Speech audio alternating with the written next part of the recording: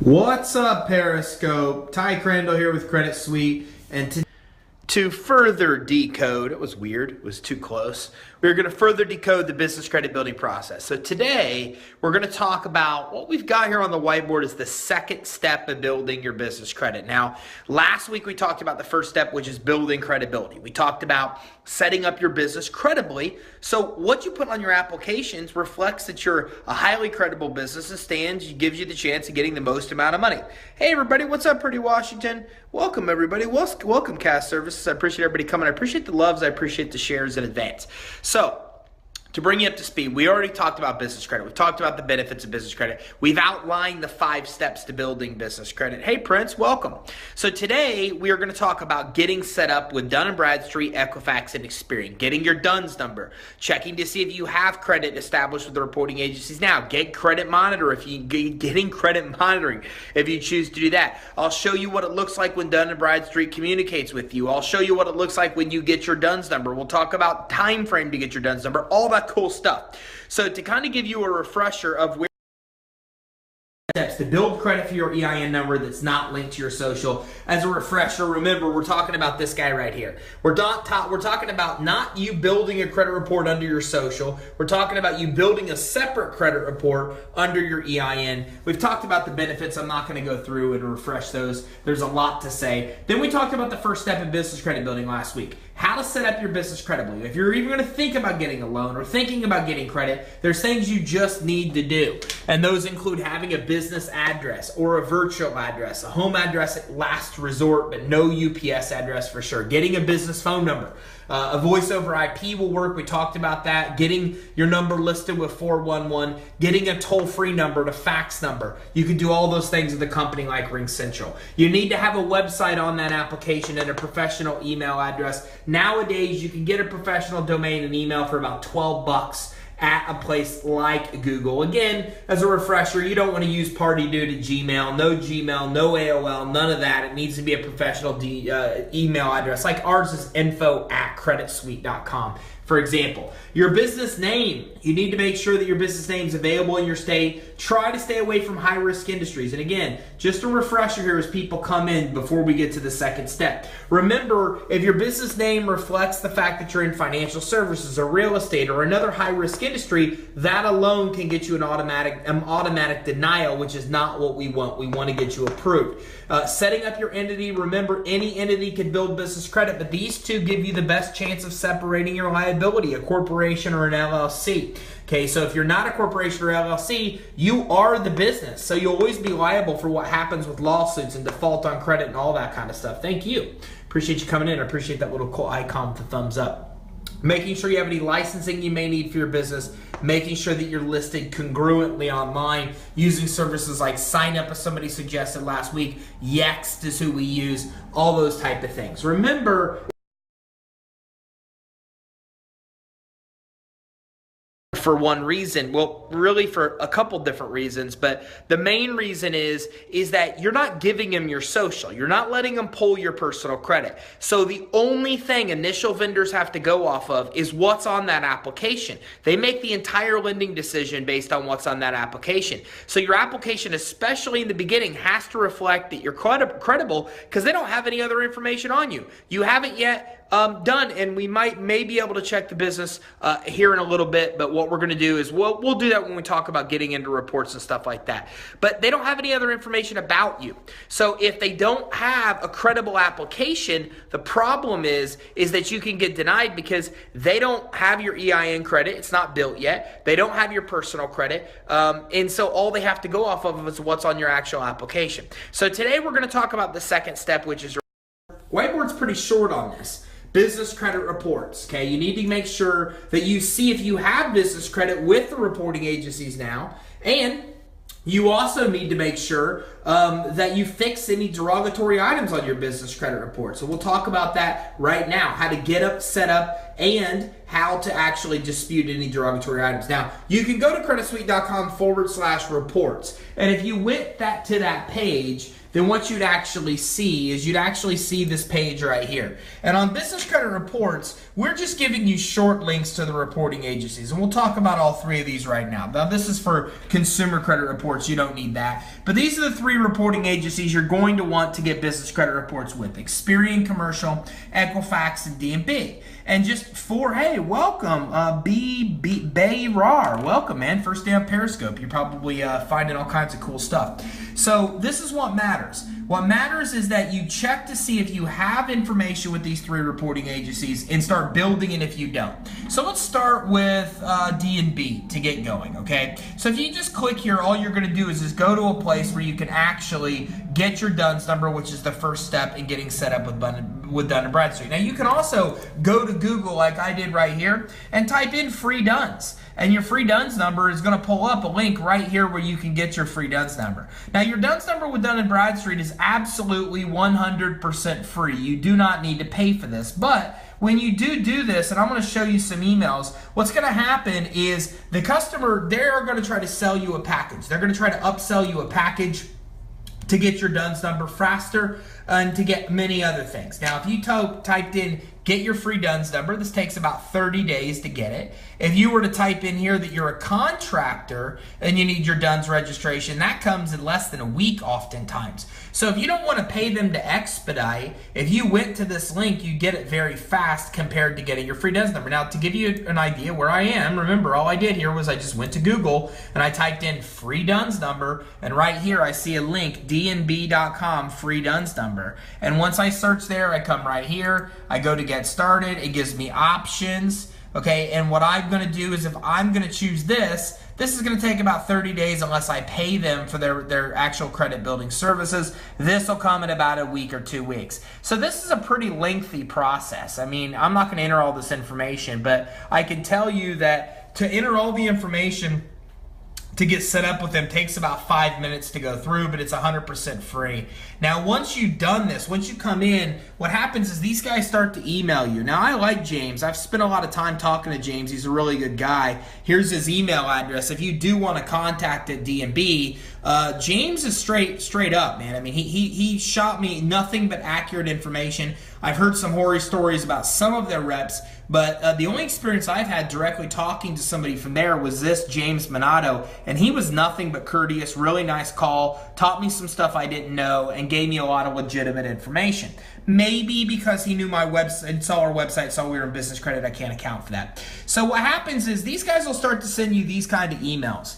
I've been unable to contact you regarding your recent application for your free DUNS number. Please contact me at my number below. This is important. They'll use this kind of languaging. They're really going to come in and tell you it's very important that you talk to them. They'll leave messages and they'll send emails. Now, what James's job is to sell me the credit monitoring service that they have called Credit Builder. That's what his job is. So if you ever get on a call with these guys, if they call you and you answer, or they email you and say it's really important, it's regarding your DUNS, call me, you need to know that if you don't call them or talk to them, they're going to send you the DUNS. Nothing else will happen. They will send you the DUNS number. It will show up in 30 days. If you did the contracting link, they're going to get it in about 1 to 2 weeks. But what will happen if you get on the phone with them is they will pitch you. They will sell you. And there's some things they may tell you that are not accurate and some things that are. First of all, you never need to pay for your DUNS number. It's 100% free. It has to be free because places like the Australian government, the United States government, the United Nations require contractors that work for them to get the DUNS number. So they can't charge people for it. It is free. And that's why if you put that you're a contractor, they even expedite the results. But, and I appreciate all the love, whoever's going crazy on the hearts, that's awesome. But they've also got a service to actually pay for the DUNS and expedite it. They found a way to charge you to expedite the DUNS number, and to be honest with you, it's pretty expensive. It's about $1,500 to $2,000 for this credit builder program.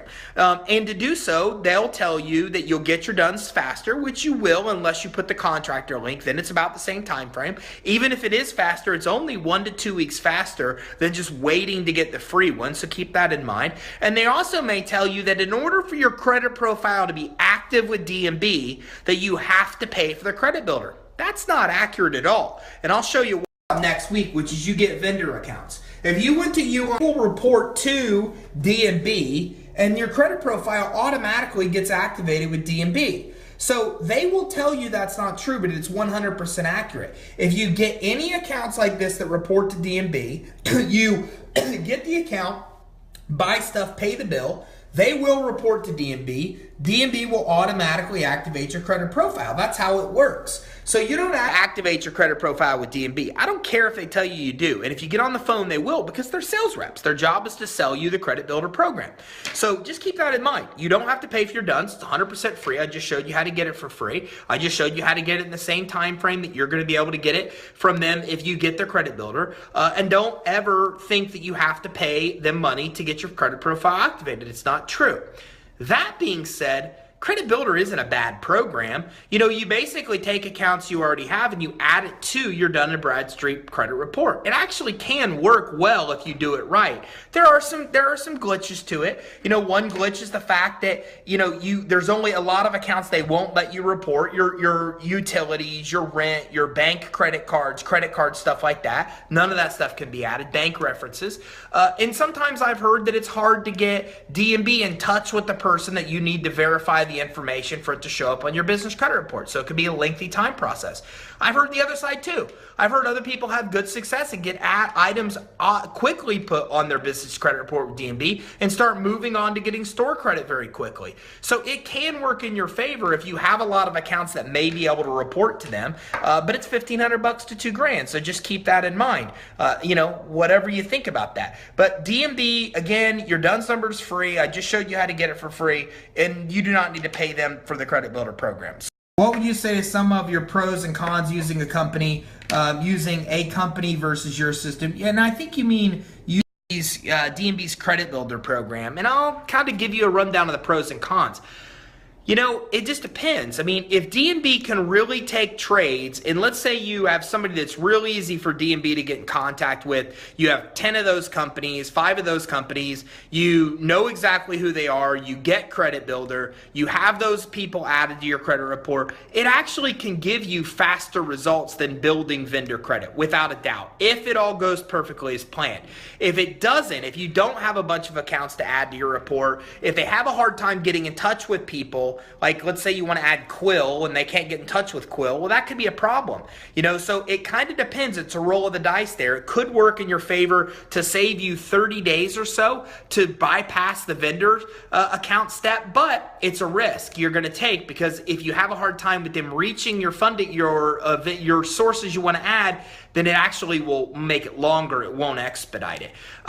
So that's a benefit. It could be faster. The cons are that they only add accounts to your D&B report. So that's a problem, you know, because that being said, you know, you can only add accounts to your D&B report. Most lenders use Equifax. Most credit issuers are pulling Experian. So they will help you get accounts that report or that pull D&B for approval decisions. They can help you expedite that, but it won't help you get access to any accounts that look at Experian or Equifax to make lending decisions. And that's always the problem with building lopsided credit, building credit with one reporting agency versus another. So hopefully that's a fair analysis. You know, we like to tell people our program's the same price as building business credit on your own. We help you bypass that cost with D&B. We help you get Experian Smart Business Access. And then on top of that, we help you get your 411 for free. But the biggest difference between their program and ours is we find that people don't build business credit to get accounts added to their credit report. What they're building business credit for is to get actual real usable credit. That's what our system does. It helps you build your business credit by getting access to real usable credit. It maps out how to get cash credit, how to get fleet credit, how to get store credit, and it helps you build your business credit by accessing credit in the process. Does the system provide all the contacts as far as getting the large lines of credit? Yeah, it provides all that. Fleet credit, cash credit, all those. Okay, but with D&B, you don't get any of that. They add the accounts to your credit report and then you're done. Then the rest of it you still have to figure out on your own. So ultimately, you could very well pay them and then end up enrolling with us anyways, which a lot of people have done in the past.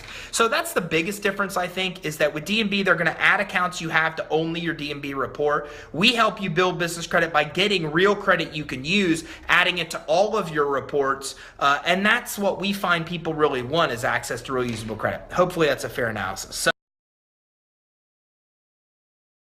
they're going to send you an email that looks kind of like this, okay? Now, and it'll say, you know, right here, it says, boom, you know, here's your DUNS number, okay? Your request for your DUNS number has been verified and completed. Here's your DUNS number, and then you can go into iUpdate, okay? So that being said, that's exactly what you're going to look at once you go through this process. So the key is to go into D&B, get your free DUNS number. Once you do so, and again, you can go to creditsuite.com/reports, go to D&B, get your free DUNS number set up. Now, if you want to check and see if D&B already has information on you, you can go to Google and just type in iUpdate. And iUpdate brings up this page, and you can search, you know, a company right here. You can register to use iUpdate, and then you can search your company for free to see if D&B has any information on you, okay? Are you currently attempting to do business? See, this is where they're asking, are you a government contractor, okay? So the bottom line is you can use iUpdate, do a search on your business to see if they have any information on you. So you can also use iUpdate for free to dispute any items. So if you see anything on iUpdate that's inaccurate, you can use it at no cost to dispute any of that information. So not only can you see if you have information with D&B at no cost, you can even fix it with D&B at no cost. Some pretty cool things that D&B offers that the other two reporting agencies aren't as friendly with. So now you know how to get your DUNS number. Now you know how to get it for free. Now you know what kind of sales pitch they're going to offer. Well, I've shown you emails they're going to send you. I've shown you what your DUNS number email looks like when they actually send it to you. You're set with D&B. That's how you get set up. Now, D&B has credit monitoring as well. And if you get that, it's about $30 to $50 a month. But I wouldn't get credit monitoring until about 30 days after you get your first accounts you think may report. John Cena, don't know what that's about. But anyways, maybe give me some more insight and I'll give you a better idea. So that being said, I wouldn't get credit monitoring and start paying until at least you've been with them for a month or so. Then it probably makes sense. So the next step of this is to get it set up and Experian, and it's much simpler with these guys. So with Experian, you come right to our site here, you go right to Experian, you can basically type in your information right here, and then once you type in your information, just as simple as your business name, your city, and your state, you can say it's your company, they're going to pull up all listings they think belong to you, and then you basically pick the listing that belongs to you. We're going to go ahead and go with this one and go proceed right here.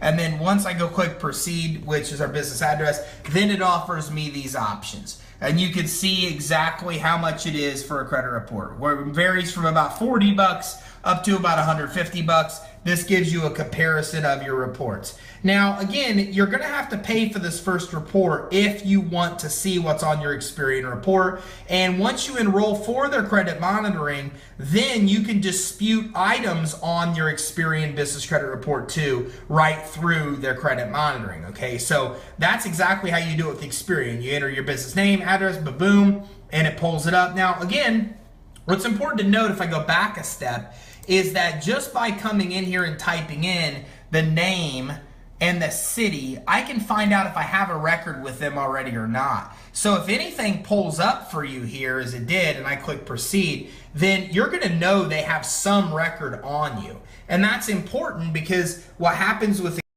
if they know that you exist and you don't have any business credit established, they're going to give you a low score. And I'm going to try to pull up an actual report to show you this right now. So what will happen is if you don't have any credit reporting with Experian at all, okay, and I'll do yours right now because I told you I would. So CA Services LLC, but I'm going to do one on this scope here, guys, because that's not really the purpose today of doing business reports. CA Services, what city are you out of? I see CA Services LLC, but I actually see quite a few of them.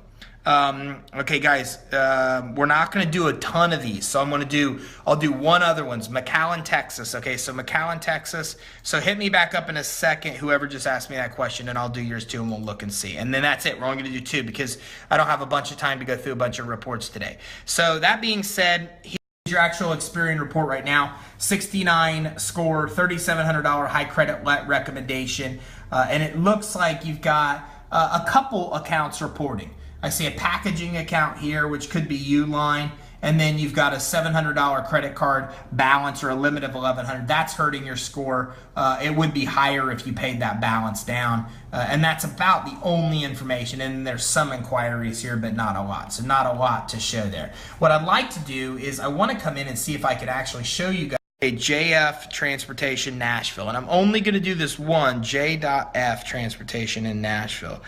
J.F Transportation in Nashville, Charlotte Pike. Okay, so we'll go ahead and take a look at this one other report here, and then this will be it for reports because we don't have time to pull like everybody's reports today, although we've done that before. And so here we are with a 63 score. 8,200 is your recommended credit, which means you typically have higher credit limits recommended.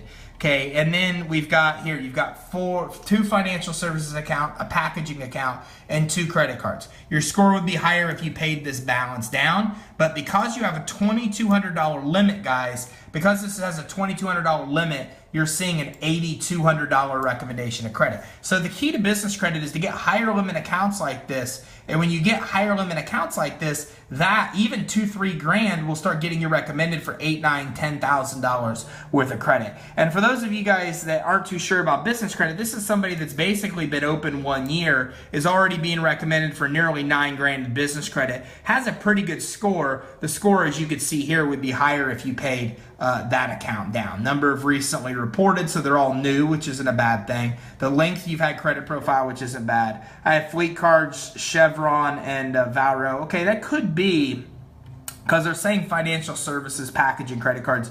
So that's what those are, and then there's no other information, but you can see people are pulling them probably when you're applying. So guys, that's what a business credit report looks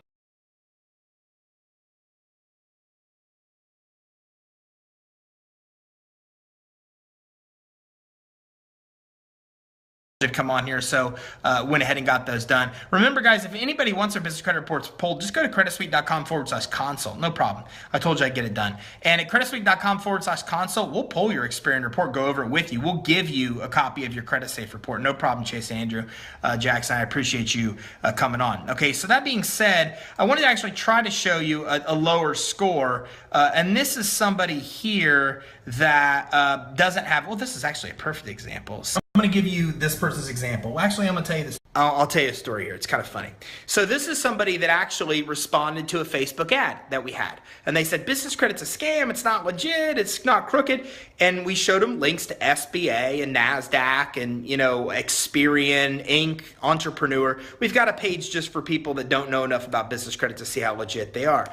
Floyd Houston, hey Ty, Floyd Houston in Houston, Texas. Hey, what's up? Welcome to the Scope. So anyways, so what we did is then he said, look, you know, I don't need business credit. I know how to do this. So I'm always interested in these people. So I pulled his credit report, right? Because I can pull anybody's credit report. They're easily accessible. Here's somebody that's been open since 1997, is slamming content where we're giving away a free guide to teach people to build business credit, and is literally saying really mean things about how they know to build business credit. Well, here's what his business credit report been open, as you can see here, since 1997. This is how many years he's been on file with Experian, how long they've known he's existed.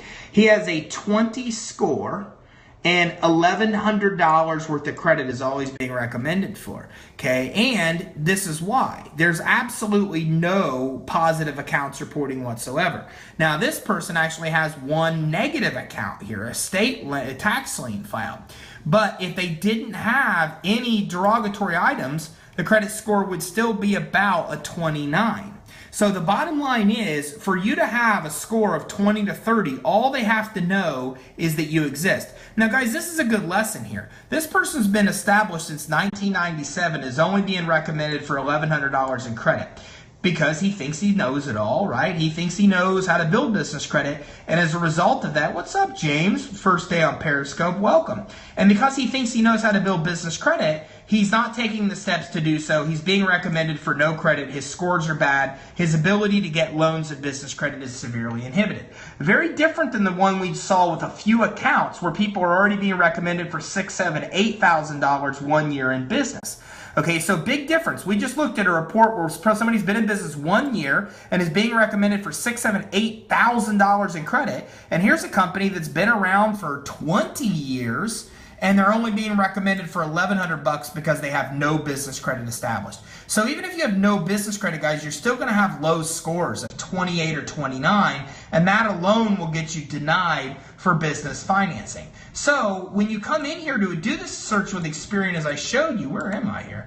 Then the good thing about going through this step with Experian and having them do this search of your company is if any record pulls up, you know they have a profile. And if you haven't built any business credit, you really could be looking at a score of about 28 or 29 because they know you exist and you have no business credit established, and it's problematic. So that being said, that's exactly why you need to make sure that you run a search to see if you're set up with Experian. If you are set up, then you probably want to go ahead and get their credit reports, even if it's the cheapest credit report they offer. Because if you don't think you have any business credit and they know you exist, then chances are good that you have a derogatory credit profile and it's worth it to pay to do this. And once you have credit monitoring, they'll spew any negative information you have on your credit report. Going to give you that luxury of seeing if they have information about you. Actually, they do. If you go to Equifax on our link and you go to find a company, you can search their information right here and see if you have a credit report. Your company name, your address, your city, your state, your phone, and hit search and see if you have a business credit report. Now again, these searches, guys, I gave you one link, creditsuite.com/reports, to search your DMB, your Equifax, and Experian to see if you have a credit report. If you have one and your record shows up, pull your report. You need to see what your scores are, your profile is, because even if you have no credit, you're probably going to have a low score, so it's worth it. If nothing shows up, well, you know there's nothing there and you're good to start building even without getting a report. I just started with Quill and Seton. They didn't ask for my EIN. That's normal. Yes, it's very normal. Seton, Quill, most of them won't ask for your EIN, and it's for the exact same reason that you just saw me pull somebody's business credit report. I just pulled two. The reason I pulled them, you didn't see me need an EIN. I needed their business name and their city and state, and that is what they asked for. When you check out with those sources, they ask for your business name and city and state because that's all somebody needs to pull your business credit report, and it's all somebody needs to report on your business credit report, okay? So that being said, that's very important because nobody has to provide, and I have somewhere here a list of, I think I can pull this up. I have a list from Experian of exactly what items you need to provide them in order to be able to report somebody's account. And it's not very much information at all. So the bottom line is yes, it's very normal for the reporting agencies to come in and to be able to set you up like Uline and Quill and those type of guys. It's very easy for them to set you up because, again, they don't need a lot of information to access your company. Highlighted areas, this is actually from DMB or from Experian. This is all the information they need to report information. Somebody needs information to report your accounts to them. So anybody can report data to Experian's commercial division with as little as this information: your account name, your account number, the business name, the business address, the city, the state, and the zip code. Okay, you can see as we go down here, look at this. You see how tax ID isn't even a required field? So this is why that's happening. This is Experian's appendix and their universal layout package that shows the information you must send to them to have something reported. All you really need is the business name and address, and then the only other thing is payment terms, like the date you opened the account and how you paid, right? The terms you paid and how much is owed, basically how you paid. That's all that's needed. I don't even need your EIN number to report something to DMB. You can see right here, tax ID is not highlighted. So that is of why they don't need your EIN, because They don't need it to pull your business credit report. They don't need it to report information about your business. That's exactly why Quill, Uline, a lot of sources don't even ask for your EIN. But your business credit is built under your EIN. So now you know how to go to Dun & Bradstreet, Equifax, and Experian. You know how to access and see if you have business credit reports. How big is the online listing services when establishing credit? How big? I don't understand your question. I think, is that Mark or Mr. Belcher? Repeat that for me, clarify that for me so I can answer it. I don't think I understand your question. So now you've seen how to go to creditsuite.com/reports. You can see it for free if you have information listed with Experian, D&B, and Equifax. If you do, it's worth it to pull a report and see what they have. Remember, iUpdate is free with D&B. You could see some basic information without paying for it. How important are the listing services? Well, it depends on how big your business is. I think you're talking about services like Yext or services here like SignUp. Well, those, if you're listed a bunch of places and your information is wrong, they're very important. If you're a pretty new business, you're not listed many places online, or the address and name you've had have always been the same, then it's fine. You just saw that when I pulled up our information with Experian, it gave like 5 different addresses. So if you've had different addresses and things like that, and a lot of them were in our company anyways, then it's important. You need to make sure that your stuff is listed congruently. So for example, I never used Yext until we changed our address. When we changed locations, I immediately got Yext and used them to change all of our addresses online. Can credit card stacking kickstart your business profile? Sure it can. There's 3 ways to initially build your business credit. We'll talk about them next week. Vendor accounts, D&B credit builder, credit card stacking, as long as those credit cards report to the business credit reporting agencies. We've got 5 sources that offer that, and the one source we use is phenomenal. High approvals, fast approvals. We have our own dedicated underwriter, and we don't charge you a dime to be able to do and help you through the whole process. Go to creditsuite.com/get-funding, and we can actually help you through that process. And wondering what he's talking about, we talked about this weeks ago. It's called the credit-based financing program. We call it unsecured business financing. For somebody that does have good personal credit, even as a startup, you get 5 unsecured business credit cards at 0% rates up to 150 grand, and they report to the business credit reporting agencies. So you could use this instead of vendor accounts. Those report to the business credit reporting agencies, and it'll help you expedite your business credit building. It doesn't matter. As we'll talk about next week, I'm probably going to shut this window because I got somebody out there with a weed whacker, which isn't good.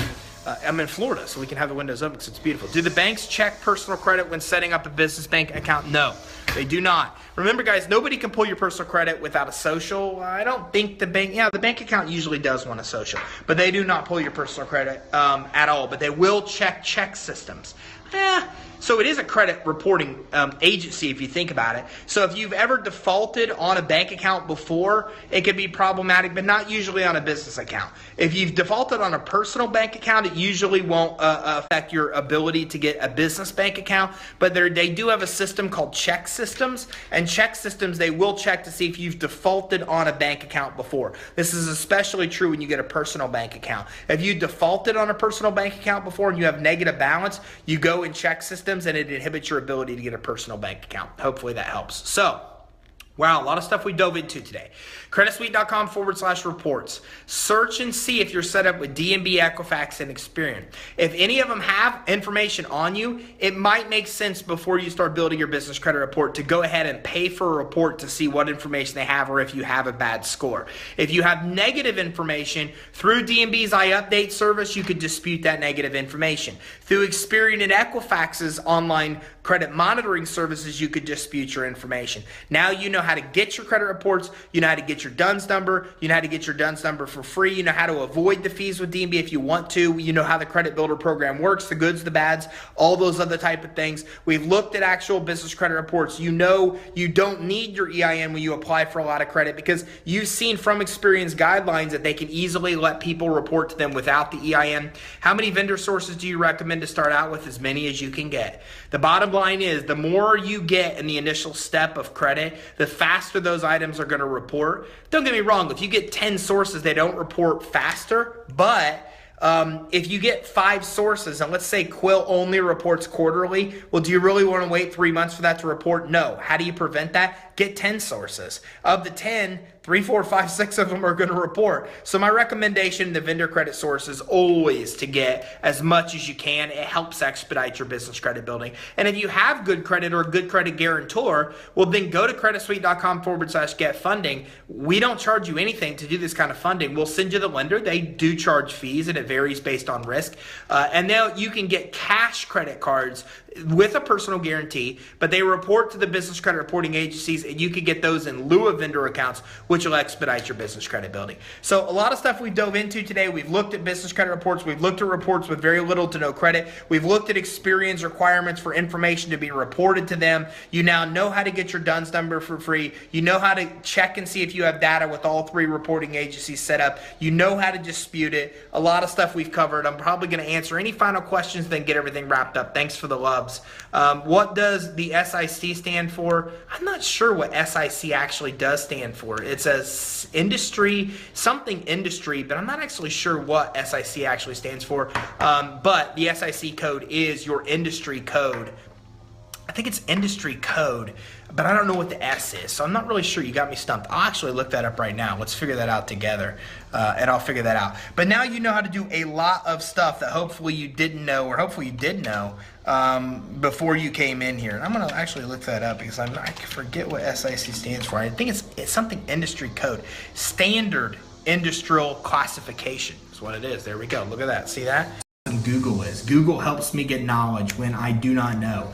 The Standard Industrial Classification, which is good. That's something I should know. Embarrassed. What? Now I do know.